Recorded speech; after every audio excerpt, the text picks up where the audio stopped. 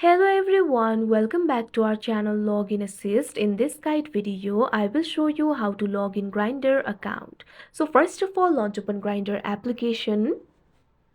You can see over here Grindr application has been opened. Initially, you'll be led to this kind of interface. From this interface, you'll be able to log into your Grindr account. If you do not have the account yet, you can also sign up for your account by tapping on the option sign up. But if you already have the account, you can see over here you'll be able to log into your account.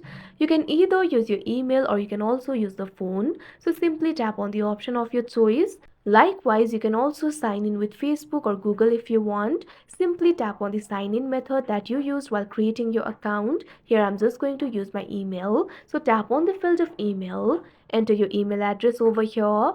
Likewise, what you have to do is enter your password. Make sure to enter the correct password. If you've forgotten your password, tap on the option forget password and you'll be able to recover it. Otherwise, simply enter your password over here.